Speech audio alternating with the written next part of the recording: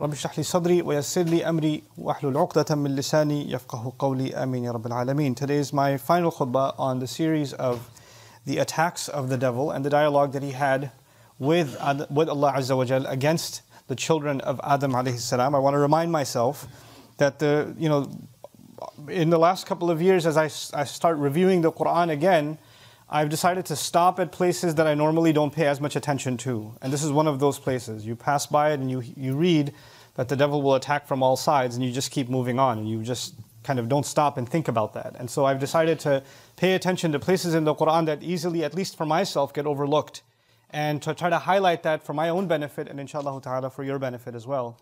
I think it's important to note that this is the ultimate battle and the ultimate conflict that humanity will engage in since its birth all the way to the last day. Our ultimate enemy is Shaitan, and there's no greater enemy that we have, and every other enemy that we have is only an agent of the Shaitan, is only furthered or fueled by a Shaitan. And in these few ayat, this relentless permanent enemy of ours laid out his entire strategy. What is he going to do with us? How is he going to do it?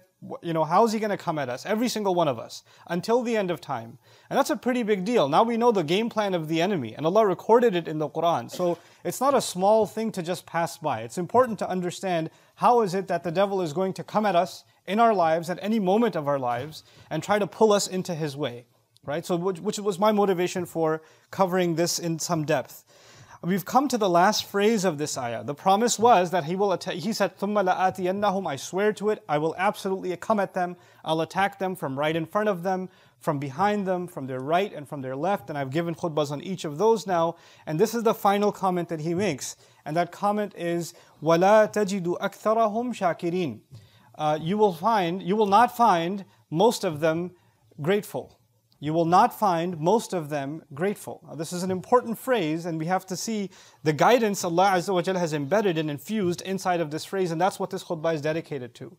Where I want to start, first and foremost, is the origin of the word. I translated shakirin as grateful. It comes from the word shukr, which can easily be translated as gratitude. But originally in the Arabic language, ash-shukur or ash-shakur min ad-dawa'ib, and some animals were called shakur. What kind of animal was called shakur? The kind of animal that eats a little bit and gets fat really quickly. Like it has a little bit of grass and it fills up. Similarly, shakra was used for the udder of a cow that immediately fills up with milk. So it gives more milk than expected. And the idea behind the origin of the word shukr is actually something small with a little bit of good, and that good swells and enhances to the point where it starts coming out. It pours out. And from it, the Arabs developed a notion of gratitude, meaning shukr. And there are other words for gratitude in Arabic, but this particular word highlights when you're grateful over something that may seemingly be small, but its effects are many. So you don't dismiss something that's done for you, and you're actually appreciative of what's done for you or the good that you have in not just one way, in many ways. And it multiplies inside you. Not only does it multiply inside you, you would think gratitude is a feeling, but it's more than a feeling, because according to Hassan Jabal in his commentary on the origin of the word, he says, وَالشُّكْرُ يَزِيدُ عَنِ الرِّضَى. Not just being happy with what you have, not just being content with what we have. It's more than that. Now what's more than that? فِي مَعْنَى الظُّهُورِ, meaning just like the milk pours out, or just like the sheep shows that it's grown more, the same way, when you have shukr in you, not only do you appreciate something, it actually results in you doing something. It comes out. Your mood has changed. Your behavior has changed. You've even verbalized how grateful you are. You've actually said thank you. A lot of times you have family members, and your father says to you, you never thank me for anything. You don't appreciate anything you do. I do. And you say, yeah, I do. I appreciate what you do. Yeah, but you never said it. I have shukr. No, shukr doesn't mean you have it in your head. It has to come out. It has to be said and stated and displayed. One of the names of Allah is actually Shakir. One of the names of Allah. Why? He appreciates what little His slaves do, and He does so much for them. So shukr is not just a feeling, it's actually behavior also that comes from that feeling. It's not just a sentiment and an emotion that stays buried inside, it manifests itself. So that's the first thing I wanted to get out of the way in this khutbah, is just some of the origins of the meaning of the word gratitude and appreciation, and how it's supposed to be something that overwhelms a person. It's a very powerful thought that grows and grows and grows and swells inside of you. Now, the devil's promise is you will not find most of them with gratitude. They're not going to have shukr, human beings. You know, the first thing I want you to think about in terms of this conversation is Allah told Shaitan, فَمَا يَكُونُ لَكَ أَن تَتَكَبَّرَ فِيهَا. When the devil refused to do sajda, when Shaitan refused to do sajda, Allah told him, you have no right, it's not right for you to be arrogant here.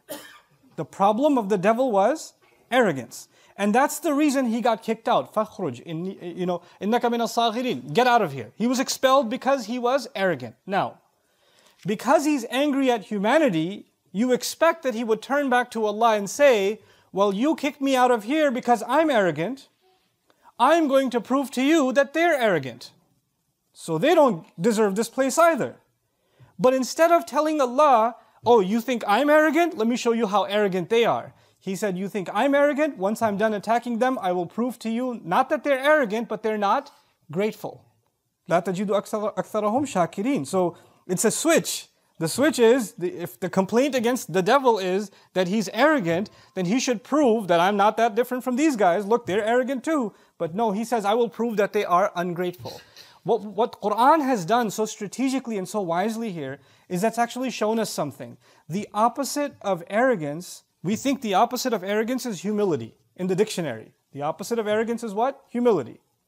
But in the Quran, the opposite of arrogance is gratitude. So Allah has taught us a new opposite, you see. And so what we're learning now is, it is impossible for a human being to be arrogant if they are grateful. And if they are grateful, there's no way arrogance will hurt them. And the fact that arrogance occurs, that can only be a manifestation of a lack of shukr. If shukr was there, there's no way that would have happened. So that's the first important thing. When someone says, hey, at least I'm not arrogant, well, from the Quran's definition, don't just think about arrogance as someone who thinks very highly of themselves, or is full of themselves, or is mean towards others. You and I have to check ourselves, how grateful are we? Because if gratitude is missing, then arrogance is there. Because these are opposites in the Quran now. These have been placed against one another.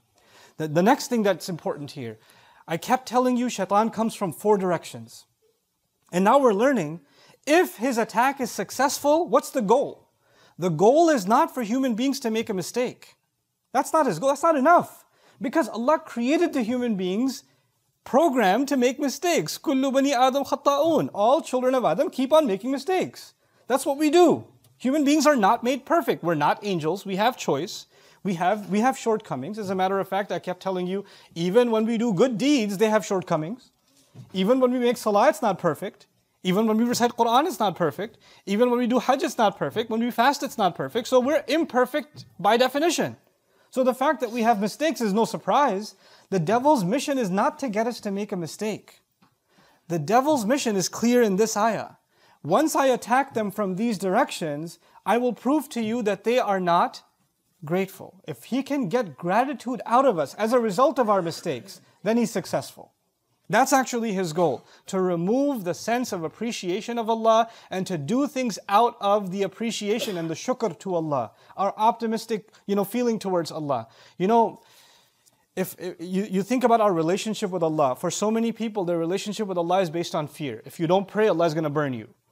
If you don't do this, Allah is going to punish you. Your first impulse of your relationship with the one who made you is that you should be afraid of Him. And though fear is a part of my relationship with Him, the most powerful force inside me that should make me do something for Allah, like pray, like eat halal, like do the right thing, like stay away from evil deeds, is actually gratitude. Allah has done so much for me, the least I can do is these few things. If He can get rid of that feeling, shukr, if He can get rid of shukr, then even if I'm obeying Allah, my heart is missing something. It's not going to have what it really, really needs to be able to carry on. It is out of a sense of gratitude that we are in obedience to Allah. Which is why Fatiha, that calls us to Allah's worship, إِيَّاكَ نَعْبُدُ, begins with gratitude. Alhamdulillah is where it begins, and then we get to worship. Because that sense of appreciation of Allah is what drives us more than anything else. But really what I wanted to spend the majority of this khutbah on is these attacks again, and how each of them, we can be protected from those attacks if we are grateful. Now let me phrase that another way. He said to Allah, I will attack them from 4 sides, and I'll prove to you that they're not grateful. In other words, if they were grateful, these attacks wouldn't have worked. If they're actually grateful, then the attacks will fail. If they have shukr, they're not going to succeed. So though I've given you long explanations of each of those directions, I'm going to walk you through each of them again briefly and describe to you in simple terms, how if we can remember to be grateful to Allah, we can actually protect ourselves from the waswasa of shaitan. When he comes from the front, he attacks you and me from the front, he tempts us from what we can have. You see something in front of you, you're tempted by it, the greed. And what comes from the front is also your future. You start thinking about your future or worried about your future. Is this going to happen or is that going to happen? And sometimes you start making bad decisions, decisions that Allah won't be happy with because you're concerned about your future. If you and I have shukr inside us, deep gratitude of Allah inside us, then we know that if you look back in your past, how many times has Allah provided for you? How many times have you been and I've been in a problem and Allah has taken care of us all this time? Why do you think that all of a sudden now Allah will not take care of you? In other words, whatever temptation comes to you from the front, if you and I can learn to be grateful for what we have and not go towards something more than what we need, not let our greed get in the way, not let our reliance of Allah go away, but be grateful, He's taken care of me this far, why would He leave me now? This is the same thing Allah said to His Messenger sallallahu alaihi wasallam, مَا وَدَّعَكَ رَبُّكَ وَمَا قَلَى. Allah didn't abandon you. Just because you're going through a hard time and you see something in front of you that you might just grab onto and take it because you're desperate, no. وَوَجَدَكَ ضَالًّا فَهَدَى وَوَجَدَكَ عَائِلًا فَأَغْنَى. You were in desperate need. He provided you before. He reminds him. Your past should remind you how grateful we should be even in times of crisis, which is why this is the key here. If you're tempted by something that comes in front of you, أَمَّا بِنِعْمَةِ رَبِّكَ فَحَدِّثْ, then actually be grateful to Allah by talking about the favor Allah has done for you. This is what Yusuf alayhi salam did. Yusuf alayhi salam was tempted by that minister's wife. She tried to seduce him. What was his immediate response? مَعَاذَ اللَّهِ إِنَّهُ رَبِّي أَحْسَنَ مَثْوَايَ. My master has been really good to me. First he sought Allah's protection and immediately he said, Allah has been good to me, meaning he was shakir, he was grateful immediately. And that protected him. If you can, you can acknowledge the favor of Allah on you, then the attacks that come from the front, you'll be able to stay away from them. The attacks from behind are scarier though. The attacks from behind are like I described to you before, sometimes people were living in a life of sin. They were doing things they weren't supposed to do. And Allah pulled them out. Maybe it happened last Ramadan, maybe it happened last Jumu'ah, maybe it happened 2 hours ago, I don't know. But Allah pulled you out of sin. And you feel the burden lift from inside you. That's a feeling only you know, nobody else, you can't even describe it to anybody else. You can feel the tears rolling down your eyes because Allah has pulled you into light again. And He's removed darkness from you. And the evil that you felt that was weighing on you has been taken away from you. Now you're in a sense of relief that Allah has actually given you this gift, that He's able to get you away from a life of evil, from a sin. Now that you have that for a while, the devil comes back and says, hey, want to go back? He tries to pull you back again. And when he's about to pull you back, at that moment you and I have to remember the moment we felt gratitude that Allah pulled us out. How grateful were we when Allah pulled us out the first time? A person has to forget that. They have to forget the moment they made tawbah. They have to forget when they felt that closeness to Allah or the relief that Allah gave them. They have to let go of that for the devil to be successful in pulling them back again, in tempting them again. But it is in those moments when he tries to pull you and attack you from behind that you and I have to remind ourselves of how Allah has given us the gift of guidance, how Allah has given us the gift of tawbah, the gift of repentance, so that whenever that same temptation, that same attack, because the devil knows, it worked last time, let me try it again, it'll probably work again on this guy. I tried the last 10 times it worked, the 11th time it should work too. But if you've made tawbah and you've tasted its sweetness, that's what you should be grateful for. And that's what you have to remind yourself of. And if you can remind yourself of that, that attack won't work. If you can, and speak of it. Actually, if not to anybody else, speak to yourself of it. Ya Allah, you pulled me out of this. I will not let myself fall again. I am grateful for how you pulled me out of this mess. Look at all the evil that came in my life as a result of my mistake. Ya Allah, I'm not going to fall into that again. When you just even have that conversation with Allah, like I said, shukr isn't just a feeling. It has to manifest. And if that's the exercise you have to do, even talk to yourself, do it. Do it. Just don't do it in front of people. They'll think you're weird. If you're in your car by yourself, just talk to Allah. and acknowledge to him that you are not going to be pulled back again by the call of shaitan. When the devil attacks from the right, that's one of the scariest. When he attacks from the right, he attacks from self-righteousness. It's, the attack from the right is when you think you're better than someone else, or you're doing good deeds more than someone else, or you're focused on the bad deeds of someone else, and in your mind, you're there to correct everybody else. You're there to fix everybody else. So your focus is never you. Your focus is always somebody else. When people think like that, you know what happens? In their mind, they own their own good deeds. If I've done Hajj, that's a huge accomplishment I accomplished. If I gave a khutbah, it's an accomplishment I have. If I memorized the Quran, it's an accomplishment I have. It's not. Any good deed you and I have done are gifts Allah has given us. We didn't earn them. That was a gift Allah gave us. Guidance itself is not something I earned, not something I own, not something I take credit for. As a matter of fact, I will never own it. I will always beg Allah for it. This is why the more good deeds we do, the more humble we should become. Allah gave me another chance to serve Him, another chance to serve Him, another chance to serve Him. That's supposed to, the good deeds are not supposed to make us feel like we're better. It's actually supposed to bury us under Allah's favor. Sheikh Suhaib, I was talking to him this afternoon about these ayat, and he shared something so beautiful with me. I want to share it with you, and I hope I don't butcher it. He said, when someone acknowledges how much Allah has favored them, then they become more and more humble. And being humble is like being Lord, right? You're just buried under someone's favor. And we're buried under Allah's favor. And the distance between me and my Rabb is infinite. Like Allah is supremely high and I'm supremely low.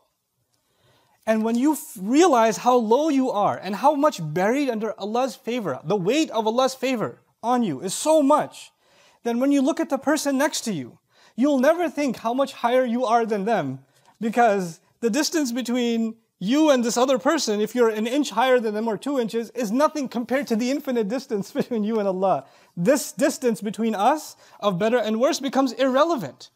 It becomes irrelevant. You're not even concerned about it because you're so overwhelmed by the overwhelming favor of Allah on you.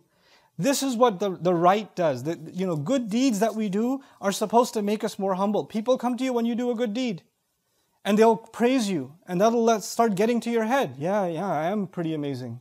I am Allah's gift to this community. No, you're not. You'll be gone, and the deen will go on, and Islam will go on, and the Quran will go on, and Allah will use other, better, more humble slaves for His service. We are not an asset to Allah. We are not, we are honored to be able to serve Him, but we're not any better because we serve Him. As a matter of fact, you can't even think about that for yourself as opposed to other, even people that are not Muslim, that we're better than them. No, they're also children of Adam alayhi salam. We weren't made, ukhrijat minan nas, the best nation made, the best nation of the people. No, Allah said the best nation for the people, not of the people. We're not better than everyone else. We're better for everyone else. It's a complete difference, So this idea of, when you do engage in good deeds, then the devil comes in a sneaky kind of way, giving you a sense of lofty, self-importance. The way to be grateful to Allah. Every time you get a chance to do something good, thank Allah. Every time. And the gratitude, this litmus test that I have for myself, and I recommend for all of you, when you do something for somebody else, when you teach somebody else, when you give sadaqah to somebody else, when you help somebody else, somebody needed to move from their apartment, you helped them move furniture, somebody needed to learn some Quran, you taught them Quran, you did whatever service for other people, and they don't appreciate you. They don't remember what you did for them, and it makes you upset. You know what that means? There's still some devil inside left. When you did something for someone, you didn't do it for them. You did it for Allah. Allah recorded it, you should be happy. You're grateful that Allah gave you a chance to help. That's it. There's nothing more from you. You have no more expectations, not from people. You didn't do it for people. You did it for someone who's recorded it and he knows, and that's enough for me. I'm grateful that he recorded this good deed. If I said, oh man, I've got to prepare this khutbah, I hope people show up, or I give this speech, and 2 people show up. There's a hall of 1,000 and 2 people show up, and I'm upset. Only 2 people came? What is this? The problem then is with me. Because if I'm doing it for a crowd, or if I'm doing it for recognition, then I'm no longer grateful to Allah. The fact that I got a chance to serve, The fact that I got a chance to share something, that Allah gave me that opportunity, I'm grateful for that. I can't let anything else get in my head. Everything else comes from shaitan. So, وَلَا تَجِدُ أَكْثَرَهُمْ شَاكِرِينَ. And finally, from the left, which is obvious, the left is when shaitan calls you to haram. The left is when shaitan calls you to things that are known evil. They are clearly disobedience to Allah. And when he's pulling you in that direction, the only thing that will protect you is when you become grateful for what is halal. When you become grateful for the fact that Allah did not, and shaitan will come to you and tell you, I don't know, this Islam thing is so hard, everything's haram. Everything's forbidden, man, it's so restrictive. There's so many rules. There's so many fences everywhere. Can't do this, can't do that, can't do this. Can't have any fun in life. That's the devil talking to you. And let me tell you, Allah Azza wa Jal in this same surah said, وَجَعَلْنَا لَكُمْ فِيهَا مَعَايِشْ قَلِيلًا مَا تَشْكُرُونَ. Allah said, in this world, He put things for you to enjoy. How little you're grateful. Just like in Jannah, everything was halal except one tree. In this world, all kinds of good things are halal except a few things that are filthy. Allah said, stay away from them. But the devil tries to come and tell you, no, Islam says everything is haram and you can't live your life if you follow Islam. No, no, no, no, no. That's a lie from the devil, making you ungrateful for the halal. So what that does is, the devil's job here is to make halal look ugly and the haram look beautiful. That's his job. His job is to make, I'll say that again, halal look ugly and the haram look beautiful. So what's he going to do? He's going to say, man, you got to drive all the way there to eat the halal food. There's a restaurant right here, just go here. In your head, you're like, halal is too hard, too far away. Then some young man is thinking about marriage, and his family comes and says, well, you got to have, the girl's family says you have to have this much money, you have to have a house, you have to have this, you have to have that. Then we have to invite our cousins from Pakistan and from Afghanistan and from all the istans that are there, and we have to have this many dishes and that. And he's like, oh, this halal is really hard. I could just, go on social media and find myself somebody to hang out with. So much easier. Free too. No pressure, nobody needs to know. Shaitan's job is to make the gateway to haram easy and the doors to halal difficult. Don't become an instrument of shaitan by making the halal difficult.